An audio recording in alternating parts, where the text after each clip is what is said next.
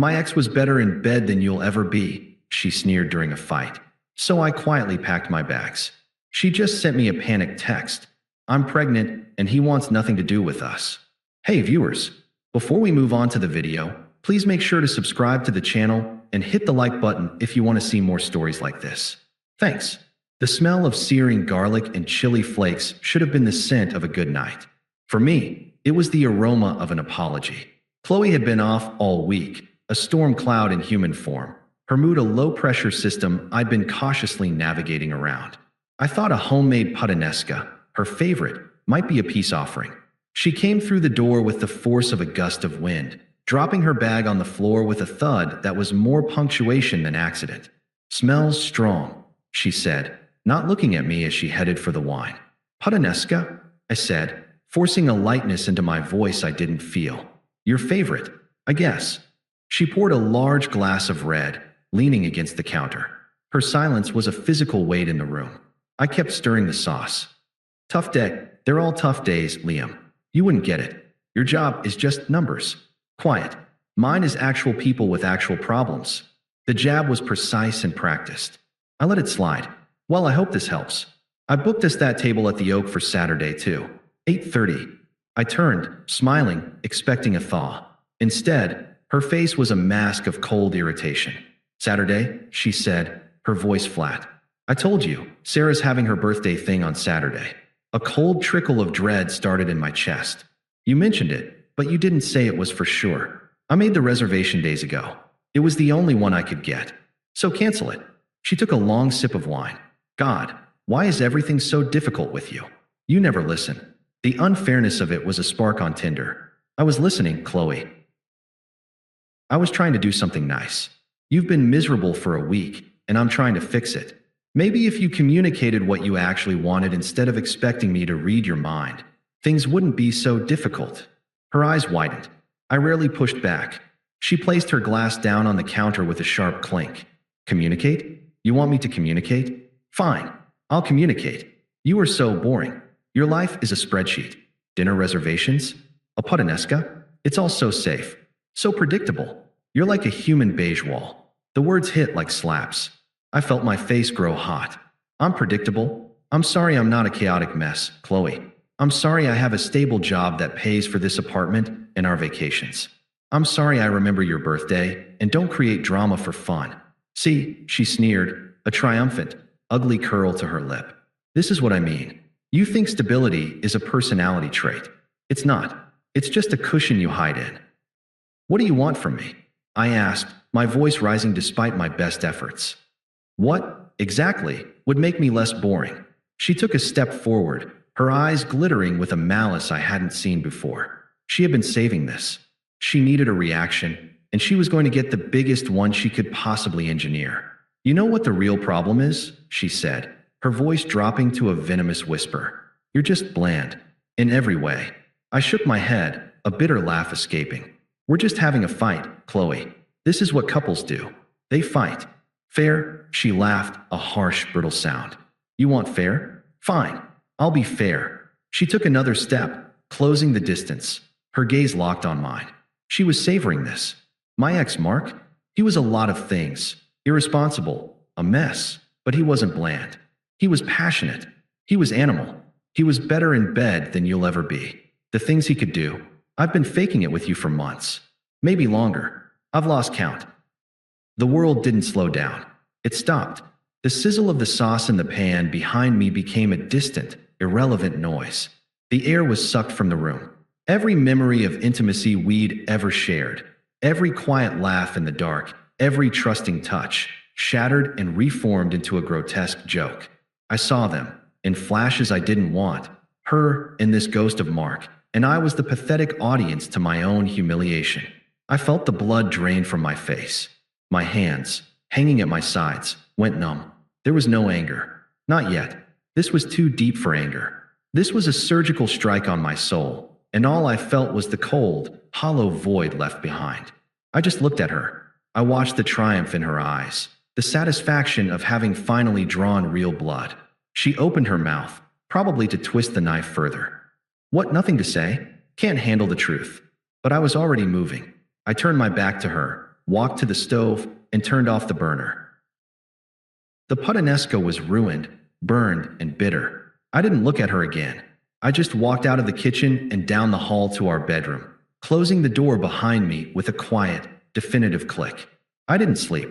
I sat on the edge of the bed, in the dark, and let the ice in my veins spread through my entire body. I didn't cry. I didn't rage. I just processed. The 7 years we'd been together played out like a movie on fast forward, and every scene was tainted now. Every "I love you" was a lie. Every moment of vulnerability was a performance. She didn't come to bed. I heard her on the phone later, her voice a low, excited murmur, probably telling Sarah how she'd finally put me in my place. I was an obstacle in her narrative, not a person. When the first gray light of dawn filtered through the blinds, I felt clean. Empty, but clean. The decision was made. It wasn't a decision to fight for or to argue about. It was a logistical problem that needed solving. I heard her shuffle to the guest room around 2 a.m. Good. At 7 a.m., I heard her alarm go off, followed by the shower. I waited. I moved through the apartment like a ghost, making a single cup of coffee. I needed to be sharp. She emerged from the bathroom, wrapped in a towel, her hair wet. She looked at me cautiously, the fury of last night replaced by a calculated wariness. "You're up early," she said, her tone neutral. "Lots to do," I said, my voice even. I took a sip of coffee. It was bitter, but I welcomed it.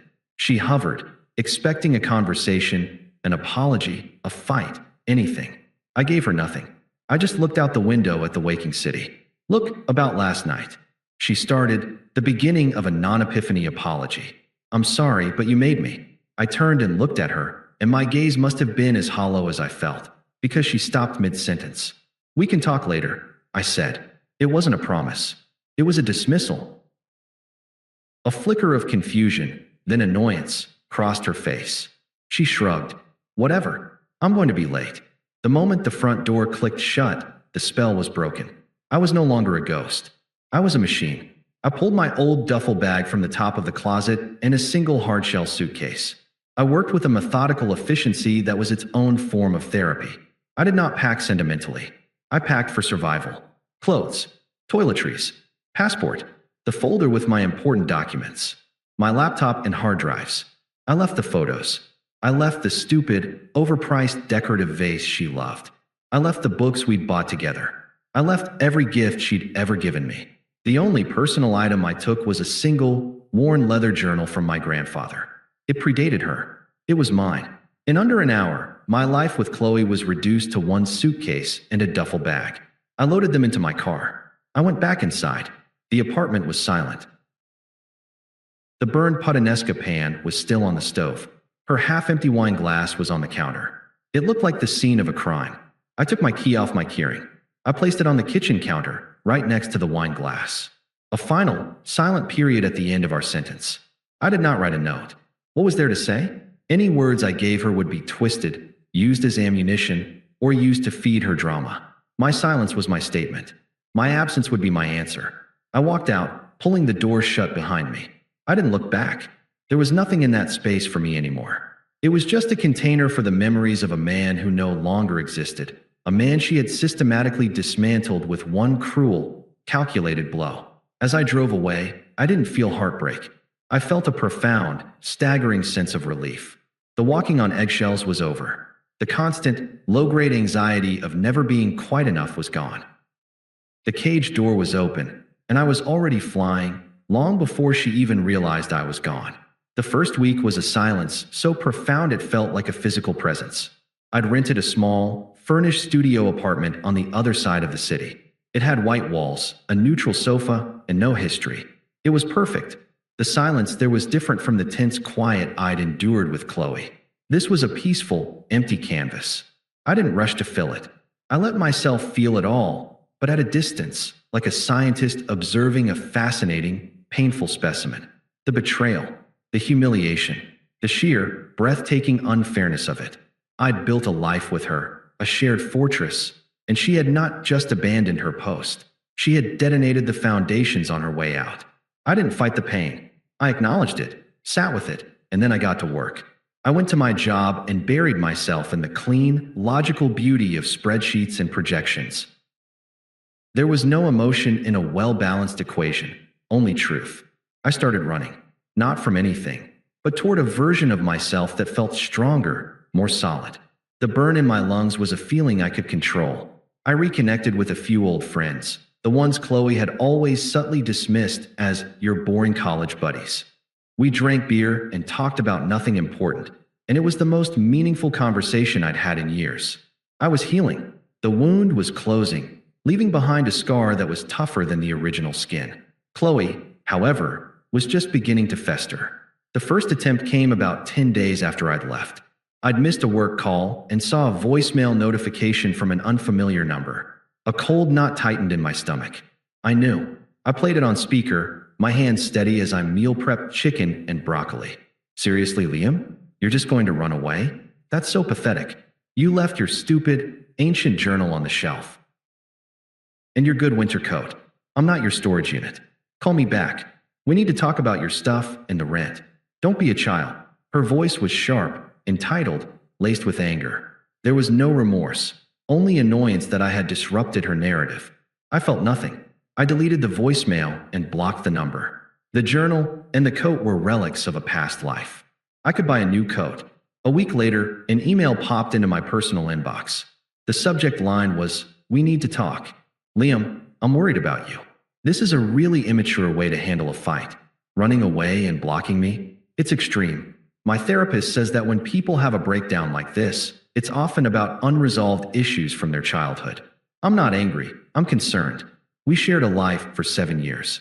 We at least deserve a conversation. You can't just ghost me like a bad Tinder date. It's beneath you. Please call me. Qley, I read it twice. The manipulation was so transparent, it was almost impressive. She was now the concerned, enlightened one, and I was the emotionally stunted project having a breakdown. She was trying to lure me back into the drama, to make me justify my own sanity. I hit delete. Then I created a filter to send any future emails from her address straight to the trash. The peace in my new life was deepening. I'd started learning guitar, the clumsy chords filling the quiet studio. I'd gone on a couple of casual, low-stakes dates. It was refreshing to talk to someone who didn't have a pre-written script for who I was supposed to be.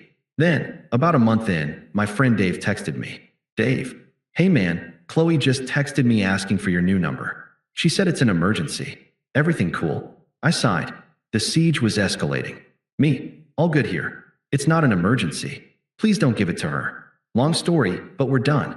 Dave, no problem, brother. You got it. An hour later, a text came through from Dave's number, but the voice was hers.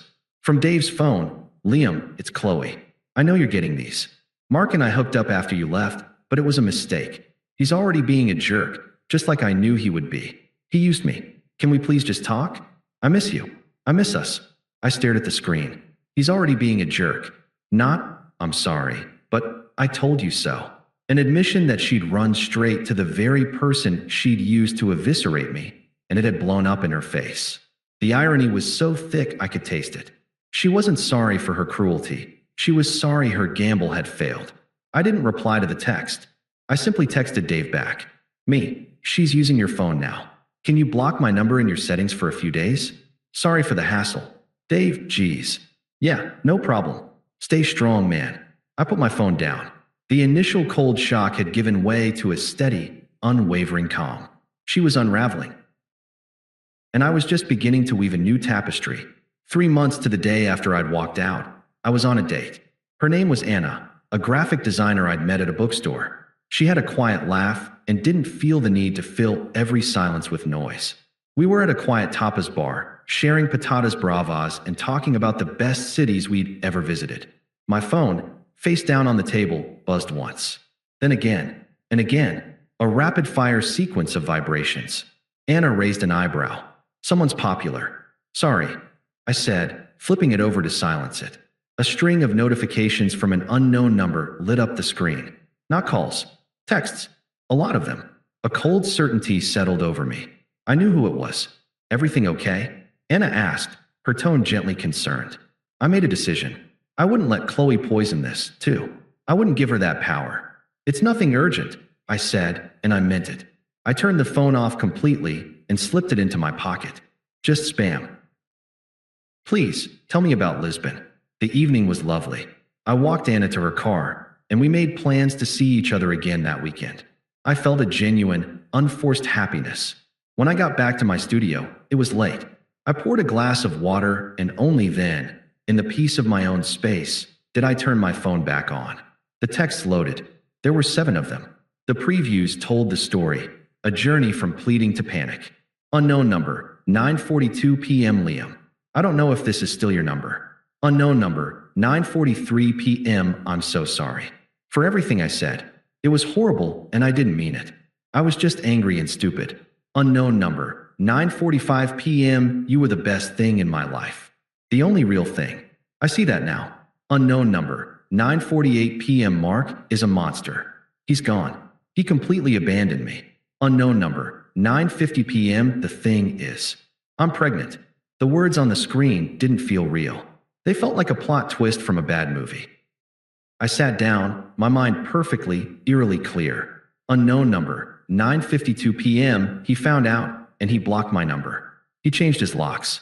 He told me to never contact him again. Unknown number, 9:55 p.m. I'm all alone, and I'm so scared. You were always so strong and kind. You knew how to handle things. Please, I have no one else to call. I read the final text 3 times. The irony was so absolute, so brutally poetic, that it circled back from tragedy to farce. You were always so strong and kind. The very qualities she had mocked as boring and predictable were now the lifeline she was clutching at in her desperation.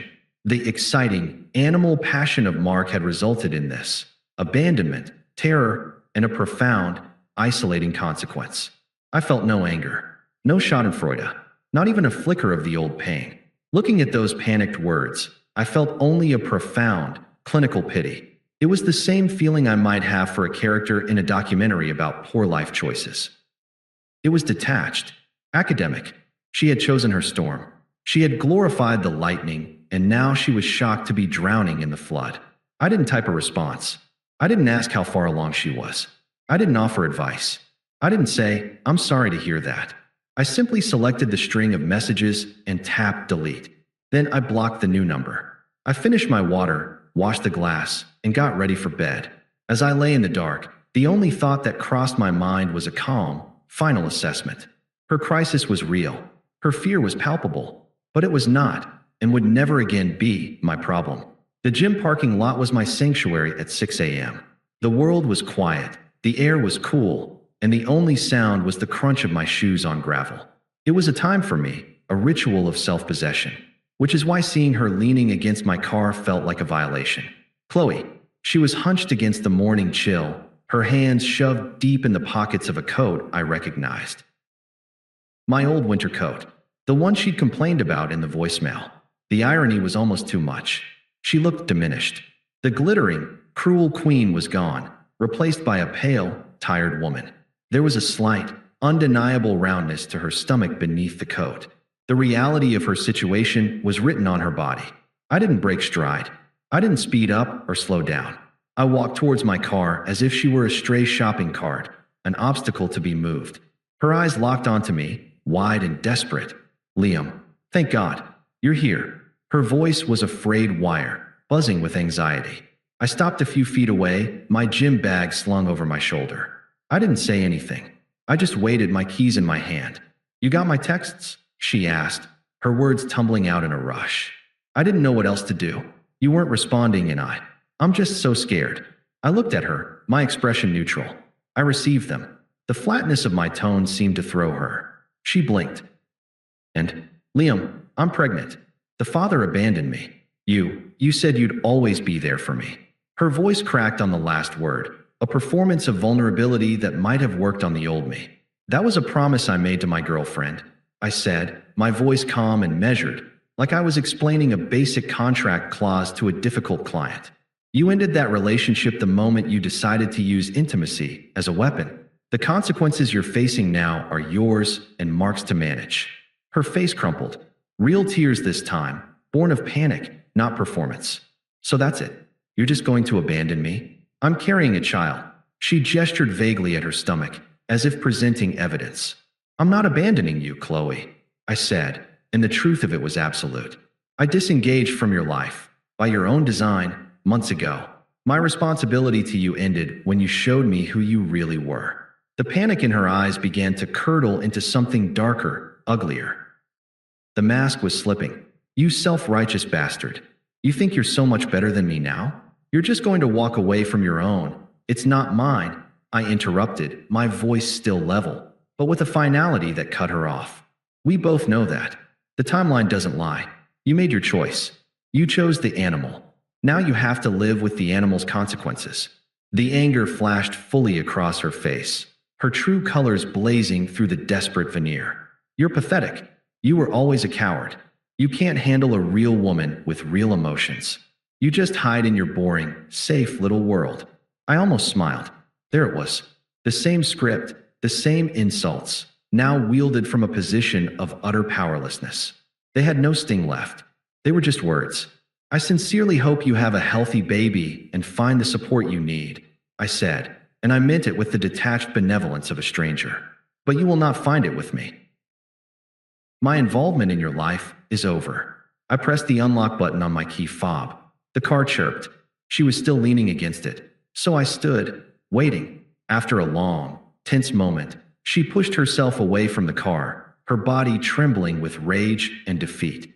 I opened the door, threw my gym bag inside, and got in. I didn't look at her. I started the engine and pulled away. In the rearview mirror, I saw her standing alone in the vast, empty parking lot, a shrinking figure of her own making. I did not feel triumph. I felt nothing at all, and that was the greatest victory of all. The coffee shop was bustling with the lazy energy of a Saturday afternoon. Sunlight streamed through the large windows, catching dust motes dancing in the air. Anna was laughing, a real, unreserved sound that made me smile in return. We were debating the merits of different coffee roasts, a debate of absolutely zero consequence, and it was perfect. My phone buzzed on the table. I glanced at it. A text from Mark, my old college buddy, not the Mark. The subject line preview read, "You are not going to believe this." Ran into. I flipped the phone over, screen down. "Sorry," I said to Anna. "Work?" she asked. "No, just spam." It was the truth. Anything from that old world was digital spam, clutter to be ignored. Anna smiled, a warm, knowing look in her eyes. She didn't pry. She never did. That was one of the 1,000 things I appreciated about her. We existed in a present that was unhaunted by the past. Later, after I'd walked her home and we'd made plans for dinner the next week, I checked the text. "Mark, you are not going to believe this. Ran into Sarah at the grocery store. The gossip mill is wild. Apparently, Qley had the baby. A little girl. She's living with her parents out in the suburbs. It's a whole thing. Anyway, hope you're well, man. Let's grab a beer soon." I read the message. The name, Qley, felt distant, like remembering a character from a book I'd read long ago. There was no tug of nostalgia, no pang of residual hurt, just a faint, clinical interest in the conclusion of a story. I typed back a reply. "Me, sounds tough. Hope she's doing okay. And yeah, beer next week sounds great. Tell Sarah I say hi." And I did hope she was doing okay, in the same way I hoped the barista who'd been having a rough morning was doing okay. It was a generic, human wish for another person's well-being, entirely divorced from personal investment. I put my phone away and looked around my apartment. My guitar was leaning against the sofa. A hiking guide for a trail Anna and I were planning to tackle was on the coffee table. The silence was peaceful, owned, and full of potential. Qley was a closed chapter, a lesson learned. The boring, safe man she'd mocked was now living a life of quiet, profound joy, a life he had built deliberately and without her. The exciting, animal passion she'd chosen had left her with a child, a broken spirit, and a room in her parents' house. The ultimate power wasn't in getting revenge. It wasn't in making her see. It was in the simple, unassailable truth that she no longer factored into my happiness. Her existence, her struggles, her consequences, they were all just background noise in a song I was no longer listening to. I was free, and the view from here was anything but boring. Thanks for watching.